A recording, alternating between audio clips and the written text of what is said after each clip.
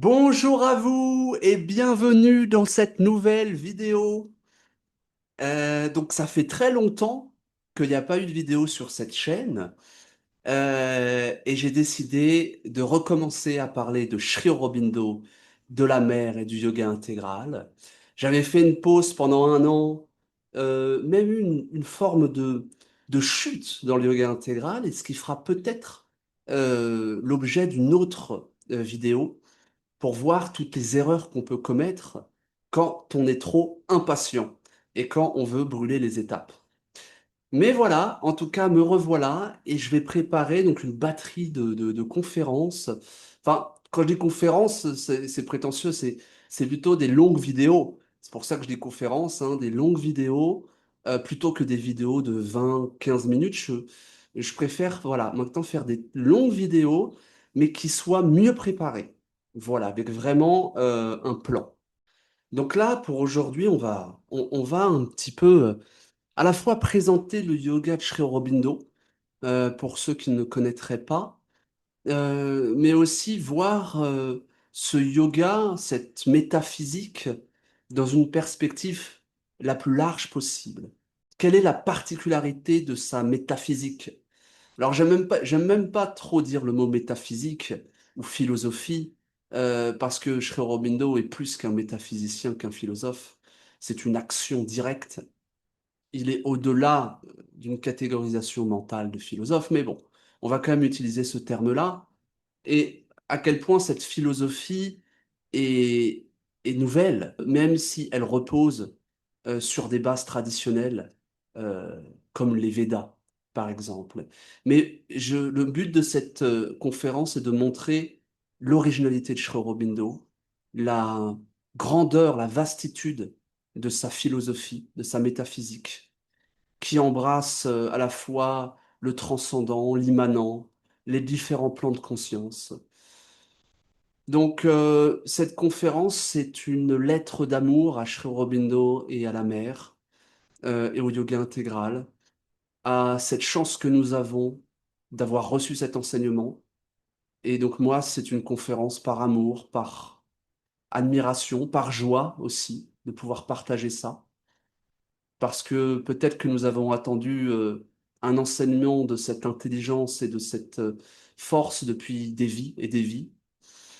Donc, juste commencer avec de la gratitude, d'avoir la chance d'avoir découvert cette philosophie et cette action. Alors, on va commencer cette vidéoconférence avec une question un petit peu provocante, j'ai envie de dire, puisque la question c'est, est-ce que les anciennes voies spirituelles ont échoué?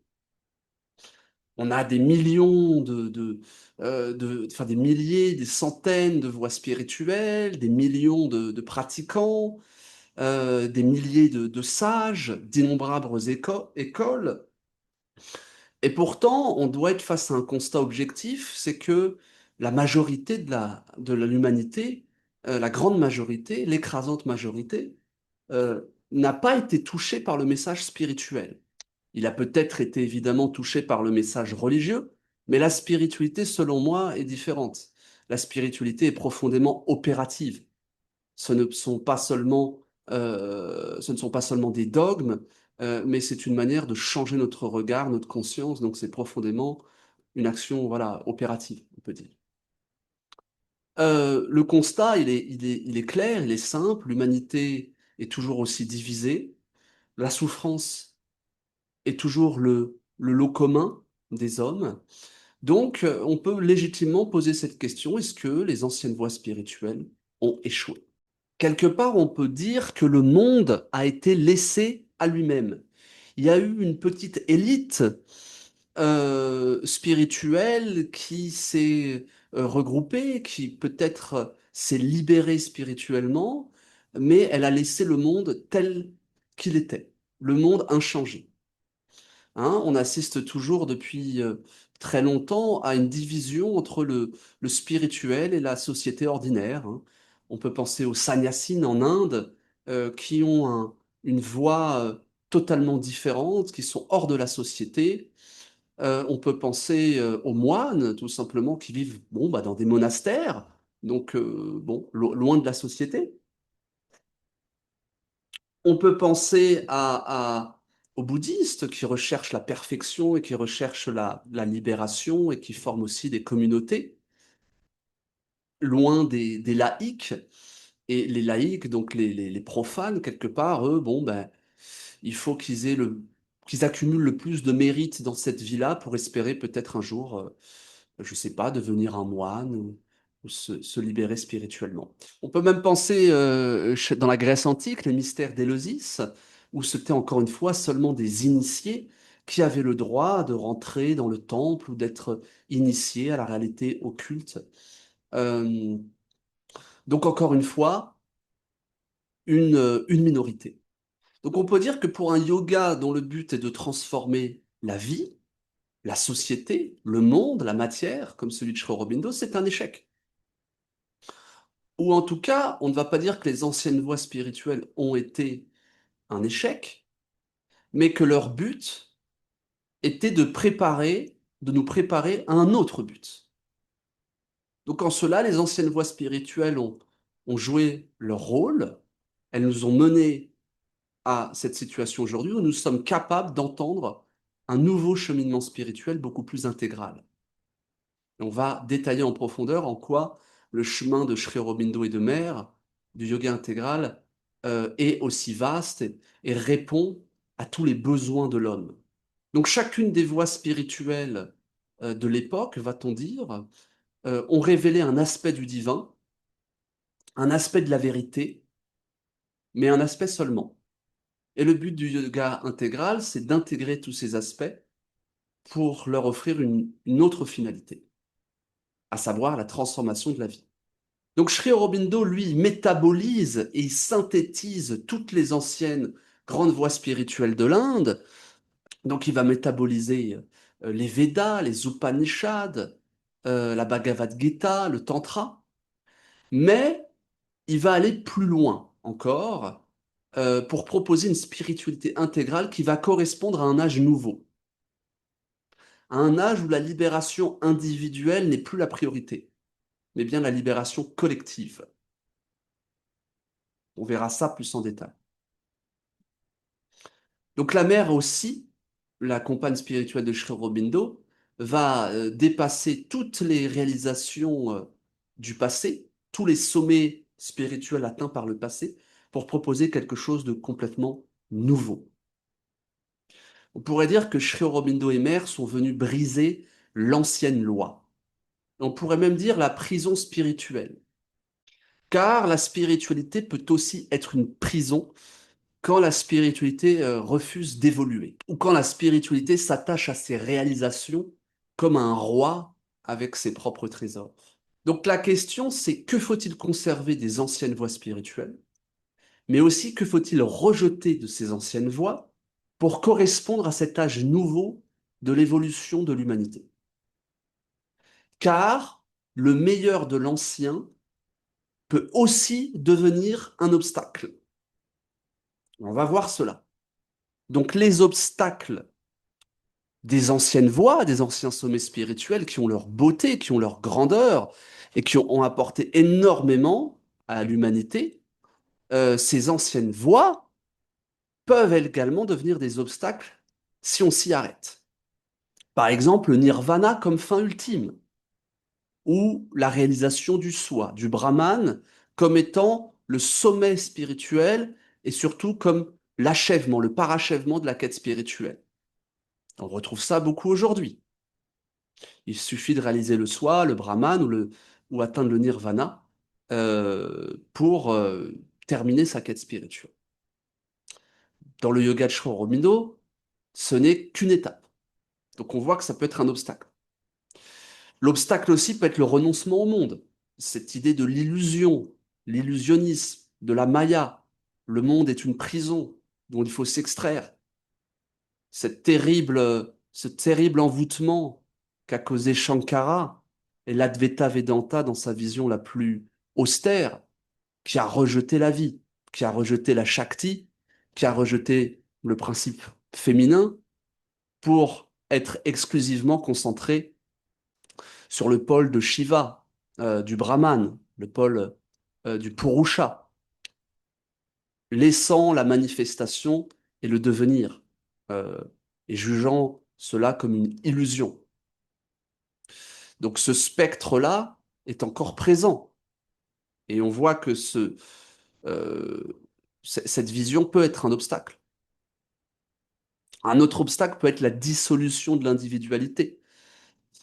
Quand on réalise le transcendant, eh bien, quelque part, on veut s'absorber dans le transcendant et on rejette toute idée d'un moi individuel.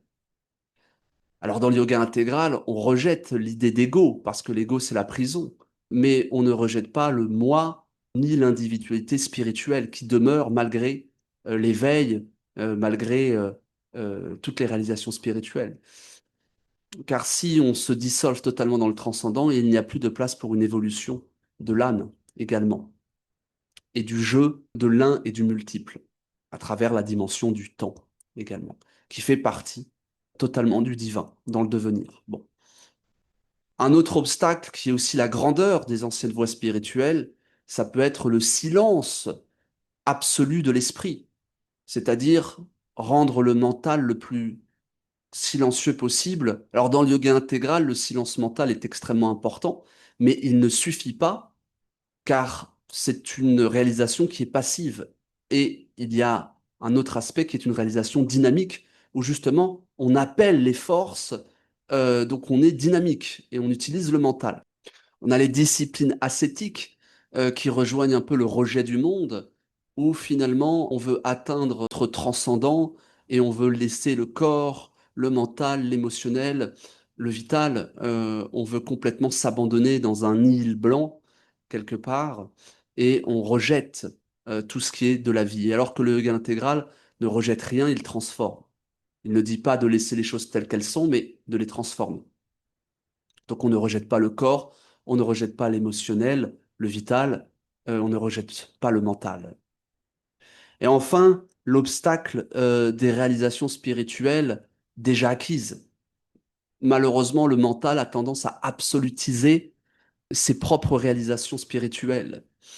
Donc quelqu'un qui va réaliser le soi, la réalisation du soi, le soi transcendant, ou le silence mental, peu importe, il peut prendre cette réalisation comme la fin ultime. Donc même le, la réalisation spirituelle peut devenir une prison.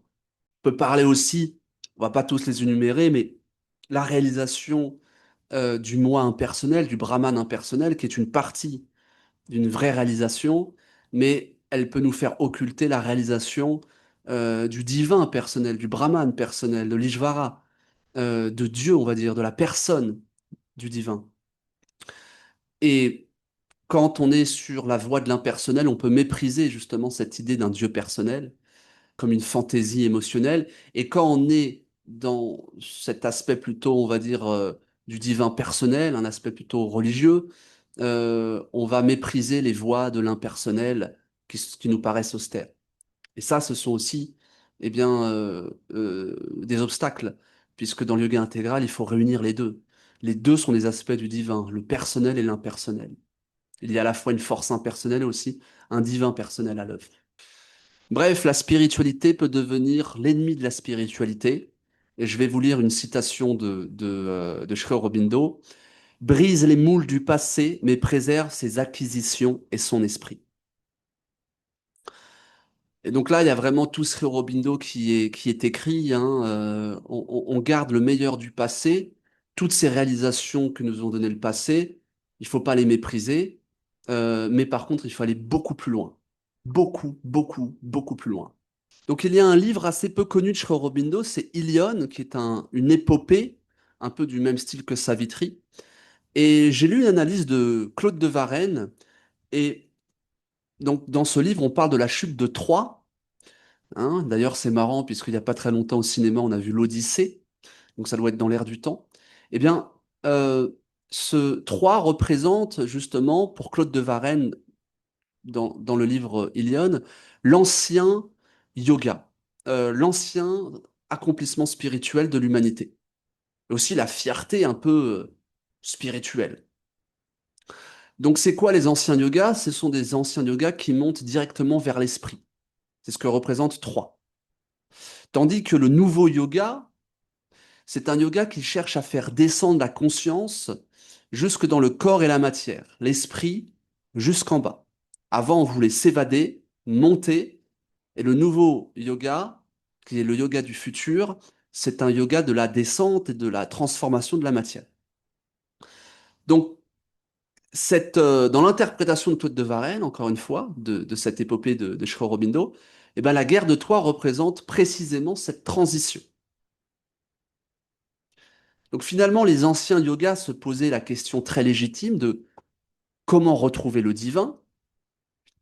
Sri Aurobindo, tout en acceptant cette question et en gardant ses réponses, les réponses des anciens succès spirituels, il pose une autre question, c'est, donc la question suivante, c'est pourquoi le divin s'est manifesté?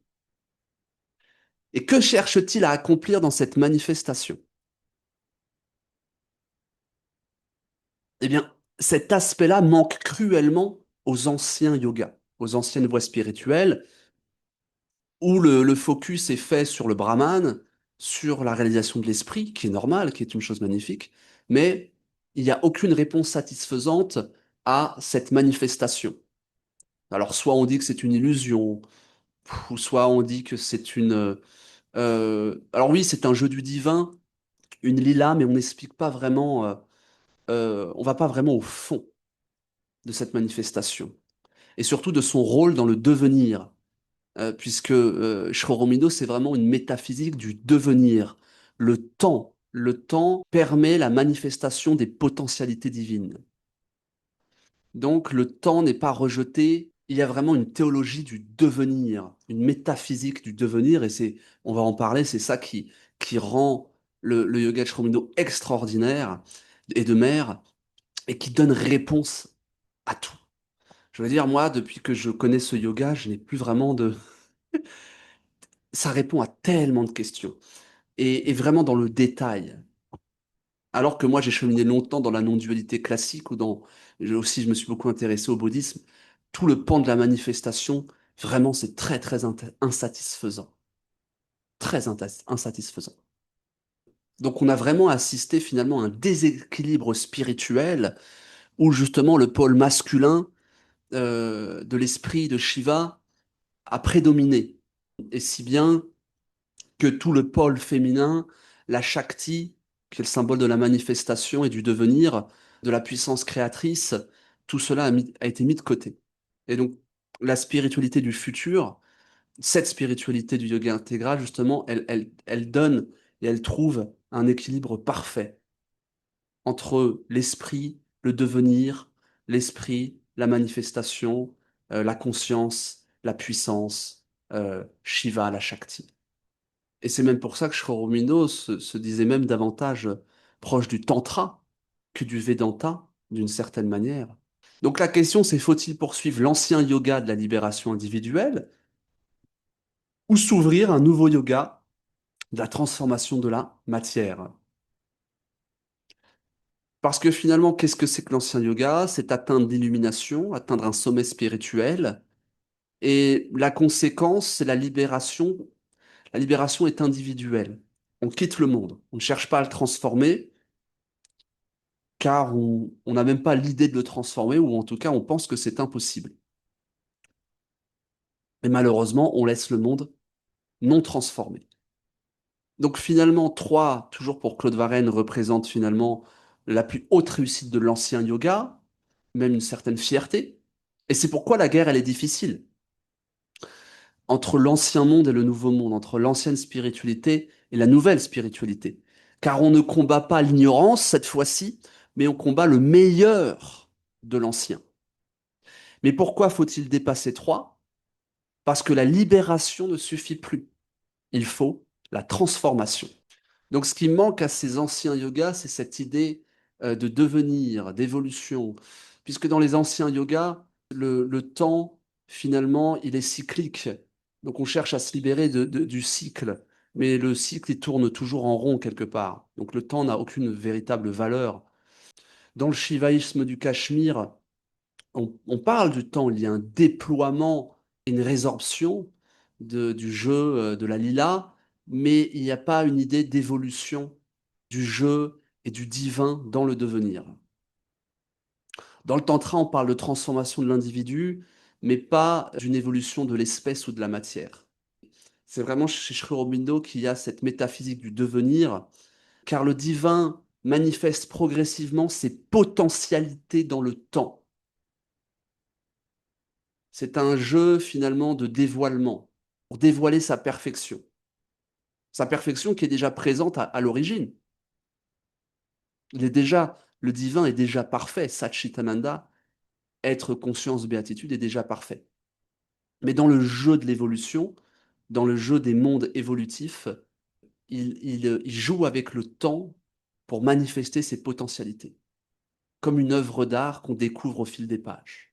Donc si l'Orient et la spiritualité, donc si l'Orient ou la spiritualité classique, c'est essentiellement une métaphysique de l'être, Sri Aurobindo, c'est une métaphysique de l'être qui devient, de l'être qui se manifeste et qui se déploie. Donc dans la plupart des métaphysiques, l'absolu est parfait et la réalisation spirituelle consiste à reconnaître cette perfection.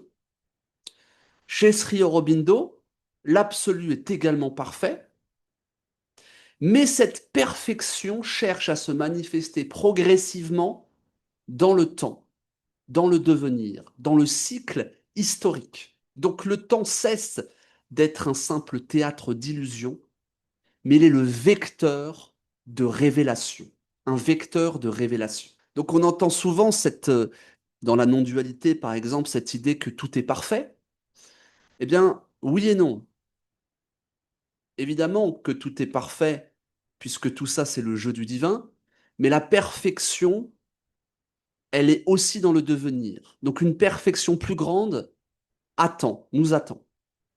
Pas la perfection du Satchitananda et de l'être et de la conscience totalement réalisée, qui est toujours parfaite en tout temps, mais son dévoilement dans l'espace et le temps, de cette perfection est progressif. Alors évidemment, tout ce que je viens de dire n'a de sens et n'est valable que dans les mondes du devenir, que dans les mondes évolutifs. Dans la métaphysique de Sri Aurobindo, il y a des mondes qui ne sont pas évolutifs, qui sont des plans totalement parfaits, des plans supramentaux, des plans de lumière de Satchitananda. Et là, il n'y a aucun jeu évolutif, il y a une perfection qui est fixe. Mais dans le jeu de l'évolution, dans les mondes dits évolutifs, par contre, non. La perfection, elle est progressive. Donc, ce qui est assez fascinant, c'est que cette idée d'évolution, elle est très présente au 20e siècle, au 19e siècle, hein, avec Darwin, évidemment, en biologie, même aussi l'eugénisme, hein, dans le nazisme, qui était aussi mais qui était un détournement, évidemment. Chez Frédéric Nietzsche, cette idée d'évolution, de transformation, de surhomme. Évidemment, chez Aurobindo, Teilhard de Chardin. Aussi, une évolution technologique avec le transhumanisme. Donc on voit que cette idée d'évolution, elle apparaît énormément ces derniers temps, parce qu'on sent bien que l'humanité est arrivée à une impasse et que ou elle évolue, ou elle meurt, ou elle s'autodétruit. Et c'est face à cette crise que nous nous retrouvons tous. Mais alors évidemment, l'évolution, chez Sri Aurobindo, elle est métaphysique, elle est cosmique. Donc l'évolution consiste en quoi? On va dire à sortir de cette transe dans laquelle nous sommes enfermés, de cette transe de la matière, de l'ignorance, de l'inconscience dans laquelle nous vivons. Nous sommes comme des prisonniers et nous vivons vraiment dans le théâtre des ombres. Et ça, c'est lié justement à l'involution de la conscience divine, du Satchitananda, être conscience béatitude, de ce principe divin qui a accepté de s'involuer pour ensuite évoluer. Donc finalement, chez Sri Aurobindo, l'évolution, c'est pas une évolution ex nihilo, c'est un dévoilement, puisque l'involution l'involution précède l'évolution. Mais on va y retourner. Déjà, on peut se demander pourquoi le divin, Satchitananda, être conscience béatitude, qui est absolument parfait, a décidé de s'involuer jusque dans le plan le plus lourd qui est la matière, cette matière rigide qui emprisonne. Eh bien, pour Sri Aurobindo, le divin ne veut pas seulement être transcendant, il veut aussi se manifester. Le Satchitananda, il est à la fois être, il est à la fois conscience, béatitude, mais il est aussi force, Shakti. Il a une capacité de se manifester, de créer. Il est créateur, profondément créateur. Donc, tout ce que nous voyons autour de nous, eh bien, ce n'est pas une punition, un purgatoire, ce n'est pas une illusion, c'est un jeu. Un jeu extrême, mais c'est un jeu. Donc pourquoi la toute conscience décide de s'involuer jusque dans la matière, jusque dans l'ignorance? Parce que tout ce que nous voyons autour de nous, c'est la même conscience. Et pourtant, quand on regarde cette lampe, par exemple, elle a oublié qu'elle était une conscience une, qu'elle était le divin. Elle est complètement involuée. Alors pourquoi le divin décide de tout oublier, d'aller jusqu'à l'ignorance et jusqu'à l'inconscience? Parce que c'est seulement depuis cette pure inconscience que le jeu du devenir est possible. Car si le divin n'oubliait pas qu'il était le divin, qu'il n'oubliait pas qu'il était tout puissant, tout connaissant et omniscient, eh bien, il n'y aurait pas de jeu. On ne pourrait pas jouer à cache-cache si le divin ne se cachait pas à lui-même. Donc la matière, qui est le plan le plus bas, c'est le divin qui se voile à lui-même à son paroxysme. Un paroxysme vraiment total et assez effrayant. Mais, en réalité, même dans cette lampe, il y a le divin involué. Donc la lumière est toujours là. Et tout le jeu de l'évolution, ça va être de révéler progressivement cette lumière, à travers les plans du vital, de l'énergie, du mental, de la conscience et du supramental, toujours plus haut. Donc le divin, il joue à se perdre pour se retrouver. Alors pourquoi le divin choisit de créer un monde évolutif? Parce que, comme on l'a déjà dit, il y a d'autres plans de manifestation qui sont parfaits, qui n'évoluent pas, qui sont dans une perfection figée, et il n'y a pas de souffrance, pas d'ignorance, voilà. Eh bien, parce qu'il semblerait que cette grande aventure que nous vivons, eh bien, justement, c'est une aventure. Et que c'est une possibilité du divin de jouer à cette aventure, de s'oublier lui-même pour progressivement retrouver sa vraie nature. Donc c'est une aventure, et il semblerait que l'évolution produit des choses que des mondes figés, non évolutifs ne pourraient pas produire. Une complexité, une histoire, une croissance, des individualités, enfin quelque chose de... Imaginez un artiste qui a vraiment trouvé le moyen d'exprimer toute la potentialité de son art et dans le devenir. Car ça, c'est important. Le devenir. L'évolution permet un déploiement progressif du divin. Lui, le divin ne change jamais, mais la manifestation de lui-même, elle est progressive. Toutes ces possibilités contenues en lui, de toute éternité, eh bien, sont dispersées, sont données progressivement. Mais c'est pas l'aventure évolutive qui change le divin et qui change le Satchitananda originel. Hein. Donc en cela, le Satchitananda n'évolue pas. Je vois souvent des gens qui pensent que Sri Aurobindo dit que la conscience suprême évolue. Non, il n'a jamais dit ça. La conscience suprême n'évolue pas, elle est parfaite de tout temps. Le Satchitananda, la conscience suprême, est parfaite de tout temps. Mais son expression dans le jeu de l'évolution et du devenir, dans les mondes évolutifs, là, l'expression d'elle-même évolue. Donc on peut dire que l'ananda, c'est le secret de la création. Donc l'ananda, c'est la joie, la béatitude, hein. Euh, on ne pourrait pas vivre si tout n'était pas finalement que béatitude. Une béatitude que nous ne voyons pas à cause des filtres du mental, mais tout le principe du yoga, c'est de retrouver cette béatitude, cette joie cosmique. Donc la création, elle n'est pas motivée par un manque, par un besoin, mais c'est une création qui est faite par la joie de se manifester, tout simplement. C'est une œuvre d'art. Alors on peut se poser la question, pourquoi aller jusqu'à la matière? Parce que la matière va devenir aussi une forme de prison pour l'humanité. Et c'est pour ça que les cathares, les gnostiques, alors certains gnostiques, pas tous, mais disaient que la matière était mauvaise et que ce monde était totalement mauvais. Bon, on retrouve aussi cette idée chez les chrétiens qui veulent un paradis, qui veulent un arrière-monde, hein. C'est la critique de Nietzsche, les arrière-mondes. Et bien sûr, chez les bouddhistes ou chez les illusionnistes, hein, qui voient en ce monde une maya, à cause justement du problème de la matière, du nœud de la matière, qui pose un vrai problème à notre soif spirituelle. Mais il faut bien comprendre que euh, la matière, elle est nécessaire pour la création, pour créer, pour donner une stabilité au monde, une résistance, hein, puisque tout est le Brahman, mais que deux aspects du Brahman puissent s'entrechoquer et se résister. C'est ça la matière.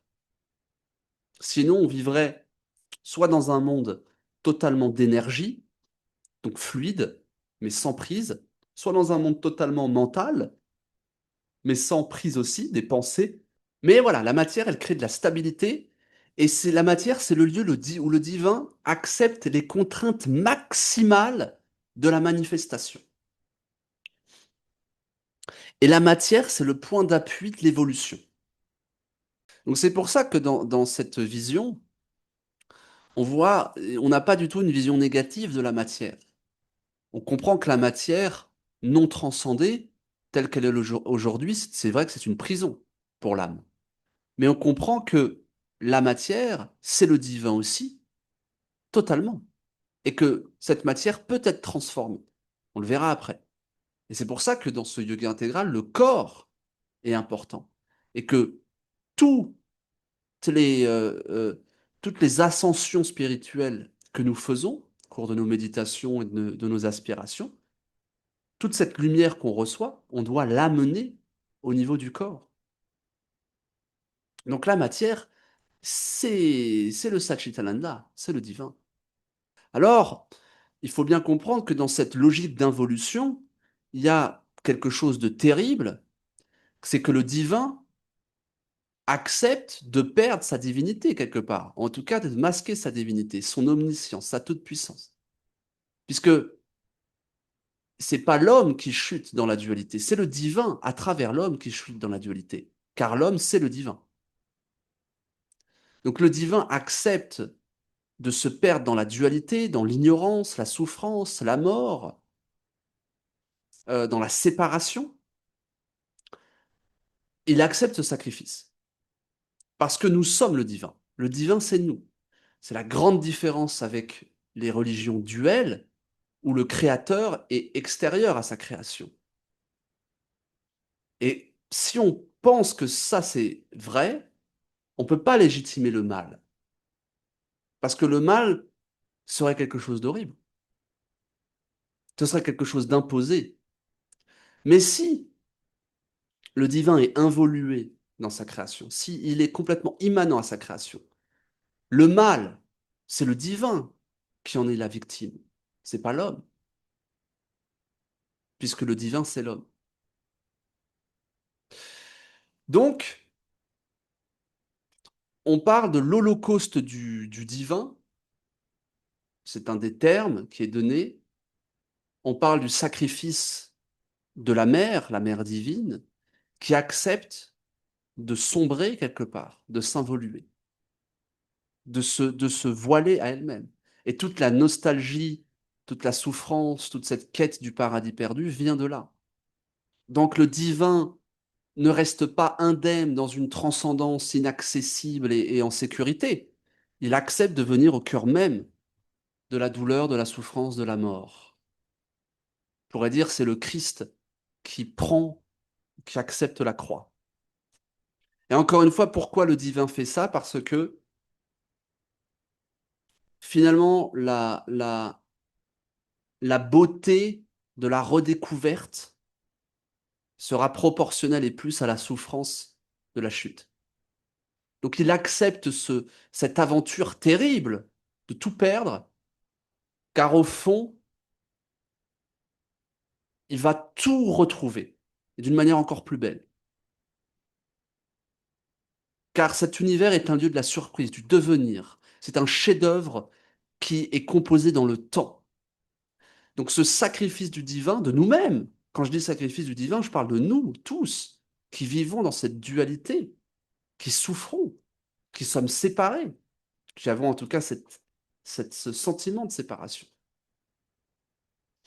Donc à la clé, il y a un plus grand bien. Donc on pourrait dire que la vision métaphysique de Shoromido est, j'ai pas envie de dire optimiste, parce que c'est au-delà de ça, mais il y a une raison à tout.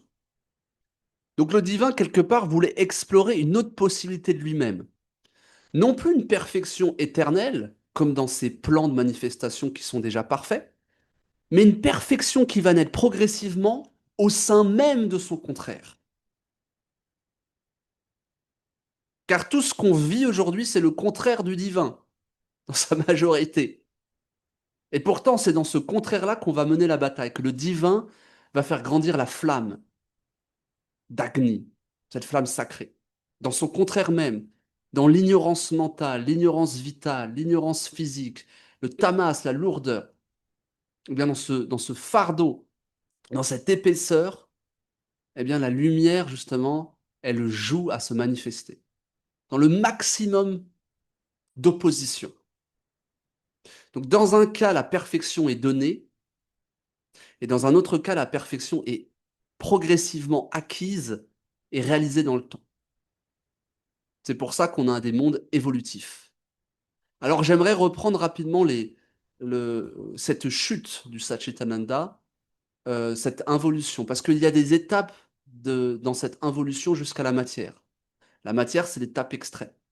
Au sommet de l'hémisphère supérieur, qui est l'hémisphère où justement, cet hémisphère qui n'a pas connu la chute, qui n'a pas connu l'ignorance et la division, il y a le supramental, ce plan que nous allons devoir retrouver, mais qui à la base existe déjà. Et là, c'est un plan où il y a une connaissance parfaite de la vérité, l'un et le multiple sont simultanément présents, chaque être connaît sa place dans le tout, on est conscient de la symphonie du monde, et on n'a pas l'impression d'être une partition, d'être une individualité séparée. Hein, c'est comme un corps entier, aucune cellule ne peut dire j'existe que pour moi. Non. On a une compréhension de cette symphonie euh, et il n'y a pas de sens de séparation. Alors il va y avoir une première descente, on va passer du supramental au surmental, et dans le surmental, le jeu de la multiplicité prend la première place, on va dire, mais toujours avec un fond de l'unité originelle. Ça veut dire que l'unité originelle n'est pas perdue, mais la première place, le focus, est donné à la multiplicité. Donc, c'est le monde des dieux, c'est le monde des archétypes, c'est le monde des grandes idées, sagesse, amour, vérité, justice. Mais ces vérités, ces dieux, sont concentrés sur leurs notes particulières, mais avec toujours ce sentiment, ce pressentiment de l'unité sous-jacente de cette symphonie, quelque part.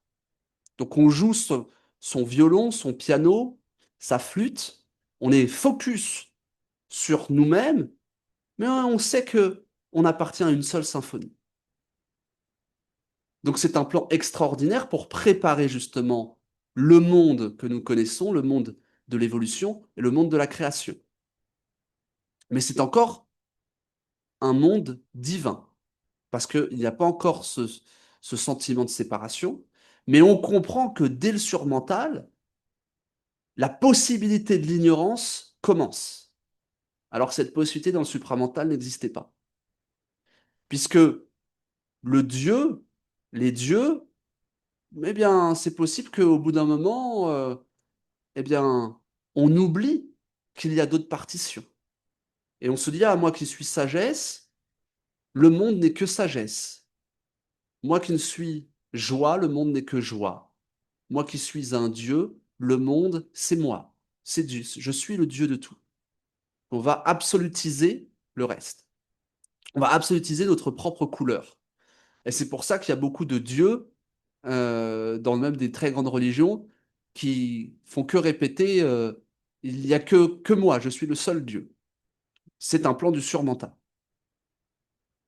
Mais en tout cas, c'est un plan où l'unité est encore sous-jacente et omniprésente. Donc, le surmental, c'est un lieu justement où les forces deviennent autonomes. Et ça va être très important pour la création ultérieure. Les forces deviennent autonomes. On s'individualise, on se spécialise.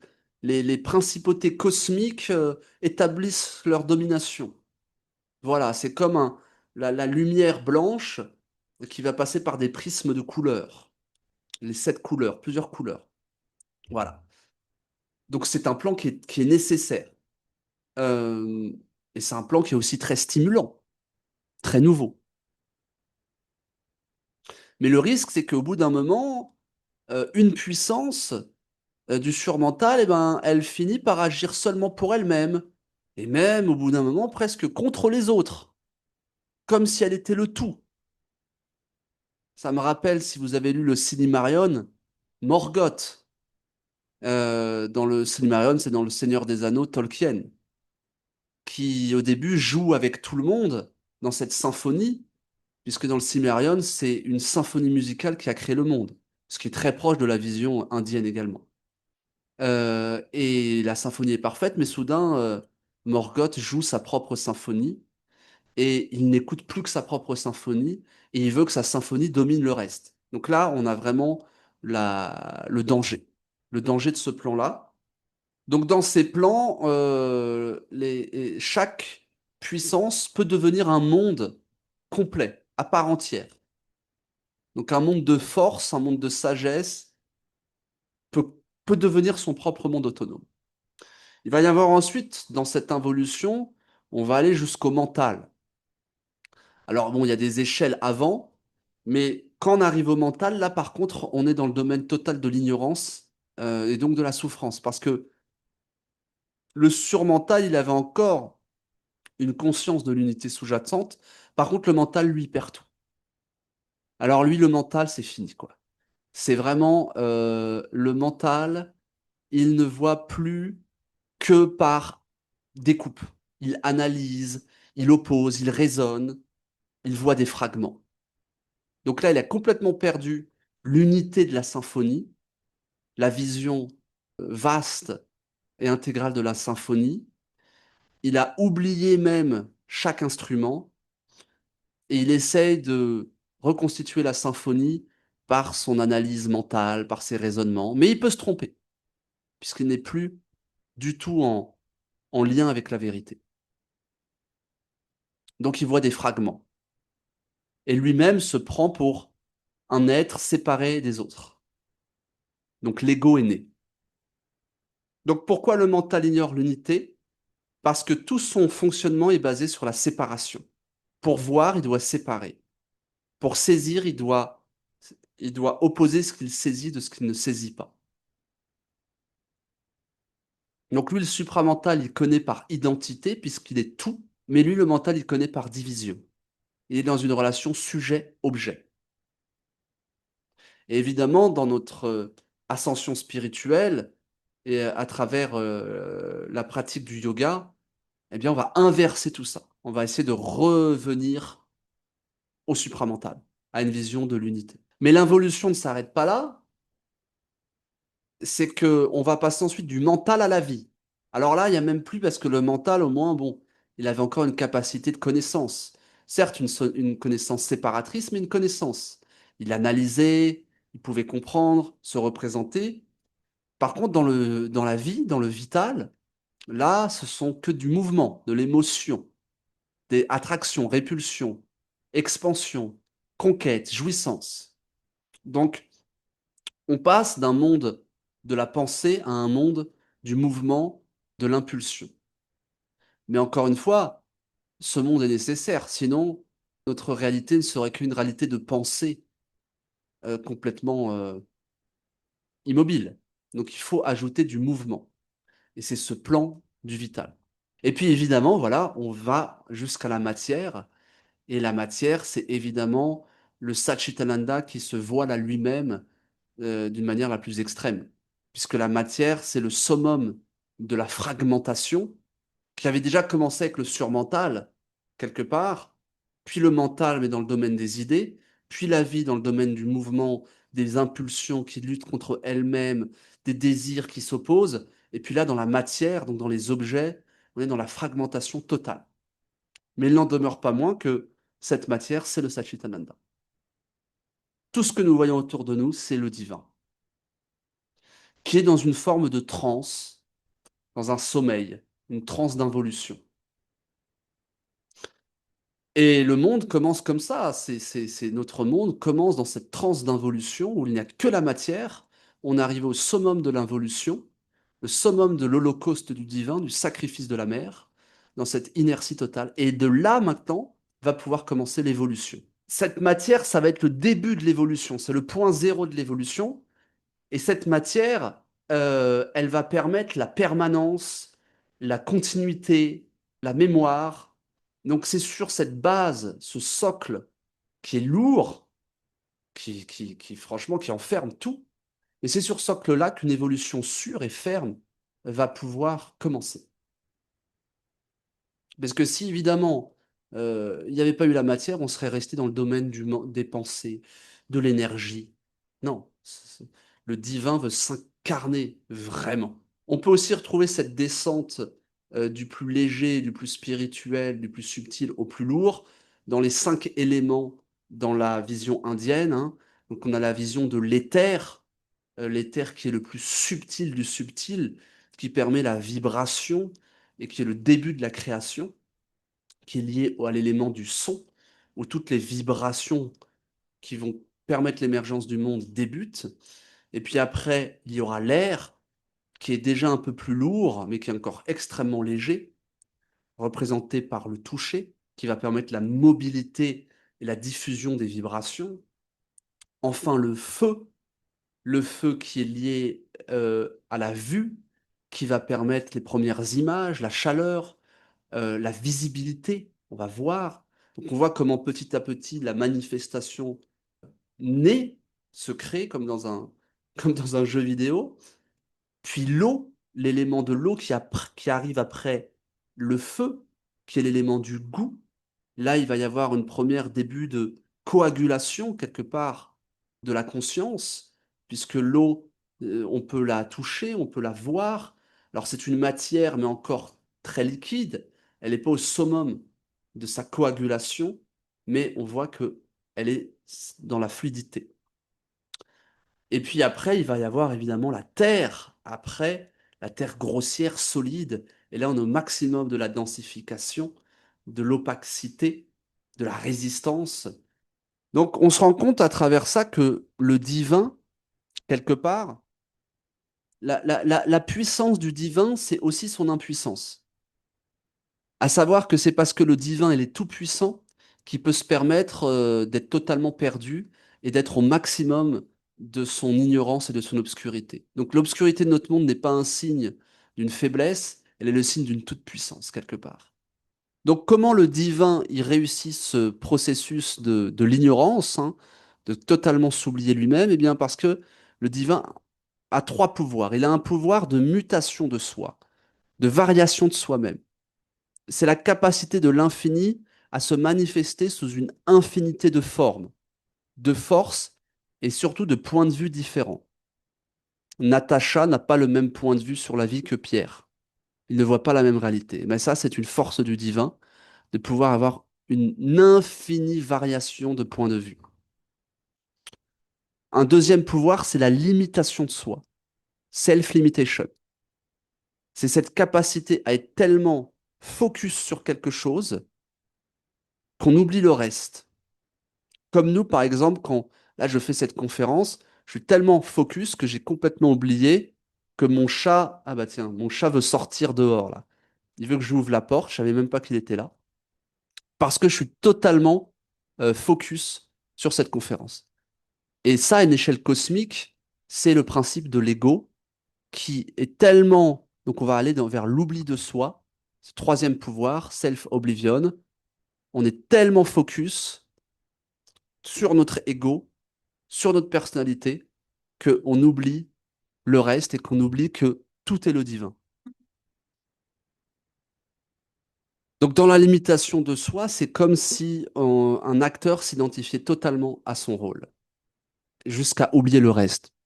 Donc on est tellement identifié à notre personnage, à notre ego, à notre corps, à nos pensées, que on ne se rend pas compte que tout ce qui est autour de nous, c'est également nous-mêmes, en fait. Il n'y a pas de division, il n'y a pas de séparation. Donc ça, ce qui est intéressant, c'est qu'on pourrait penser que c'est un échec, que c'est une fragilité quelque part, mais en fait, non, ça montre la toute-puissance du divin, l'impuissance et la toute-puissance du divin. Alors, selon Choromino, cette involution a provoqué 7 types d'ignorance. La première, c'est l'ignorance tout simplement que le divin est omniprésent. Quand on regarde autour de nous, on a l'impression que cet univers, il est mécanique, il est vide de Dieu. Donc c'est la souffrance, la maladie du matérialiste qui n'arrive pas à voir l'esprit qui dort derrière les formes et que tout est la Shakti, tout est le divin. Donc c'est cette première illusion et cette ignorance, c'est l'ignorance originaire. La deuxième ignorance, c'est l'ignorance cosmique. C'est que absolument tout autour de nous est nous-mêmes. Il n'y a aucune séparation. La chaise et moi, c'est pareil. Rebecca et l'autre, c'est pareil. C'est moi.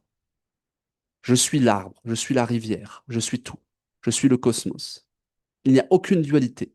Le cosmos, l'univers, vit en moi-même, en ma conscience. L'esprit et la nature sont un. Le transcendant et l'immanent, le cosmique sont un. Donc ça, évidemment, on a totalement perdu cette vision-là, et qui est la vision supramentale. Et le but de notre évolution spirituelle, c'est de retrouver cette unité. Et dans la synthèse des yogas, Sri Aurobindo nous donne toutes les clés pour retrouver cette unité. La troisième ignorance, c'est l'ignorance égoïque. Eh bien, on se prend pour un individu isolé des autres. On croit que notre corps, c'est les limites de nous-mêmes, nos pensées, nos émotions. On est enfermé dans la coquille égotique. Évidemment, il va falloir briser tout ça au bout d'un moment. Alors, la quatrième, c'est l'ignorance temporelle. C'est qu'on est persuadé qu'on n'a que cette petite vie, que la naissance et la mort sont le début et la fin. Et on n'arrive pas à voir notre âme, l'évolution de notre âme à travers les âges cosmiques, peut-être des milliers de vies.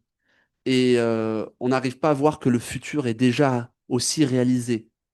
On est prisonnier quelque part du temps présent. Et ça, c'est l'illusion temporelle. Il y a aussi l'illusion psychologique.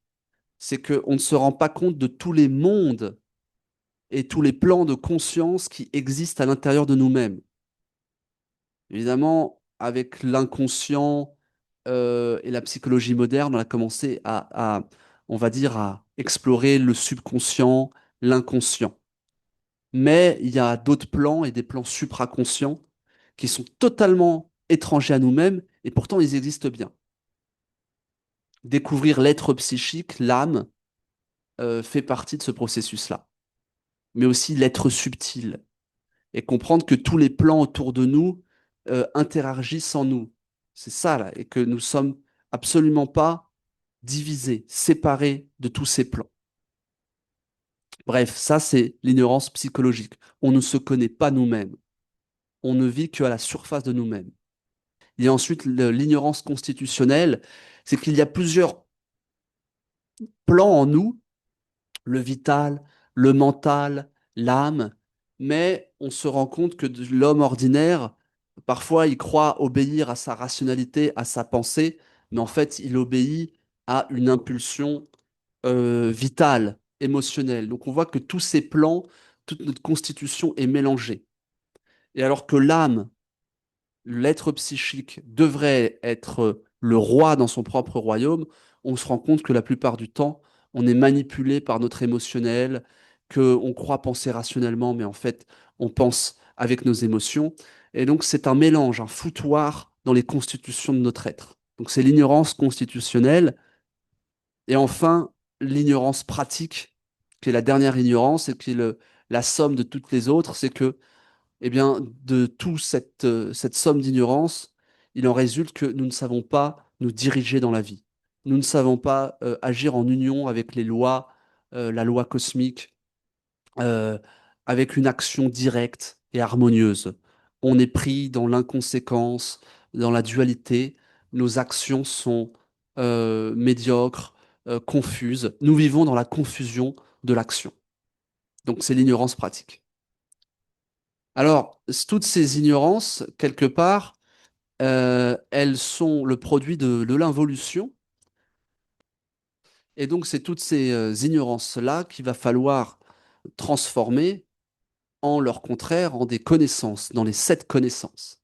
Donc chez Aurobindo, les avatars, ce sont ces grands êtres qui viennent euh, pour guider l'humanité. Alors les avatars, ils viennent pas seulement restaurer le dharma, comme on entend souvent, ils inaugurent des nouveaux degrés de conscience dans l'évolution terrestre. C'est pour ça que il ne faut jamais faire de l'avatar un dieu vivant, mais l'avatar est venu pour nous montrer l'exemple de ce que nous pourrons et de ce que nous serons, ce que nous devons être. Jésus, quand il est venu, il n'est pas venu pour être adoré, il est venu pour qu'on suive son exemple. Krishna, quand il est venu, le Bouddha, quand il est venu, il n'est pas venu pour être adoré, mais pour qu'on suive son exemple. Donc ça, c'est un aspect assez important. Donc pour montrer cette théorie, on parle de 10 avatars de Vishnu dans la tradition indienne. Alors je ne vais pas tous les faire, mais on se rend compte que ces avatars représentent des degrés différents de l'évolution. Et alors c'est assez fascinant, puisqu'on sait très bien que nous venons tous de l'eau. Donc Matsya représente le poisson. Donc on peut vraiment voir une évolution à la fois des espèces, et là, ce qui va nous intéresser jusqu'à l'homme, Narashima va représenter l'avatar de l'homme lion, qui est finalement l'homme qui va découvrir sa nature instinctive.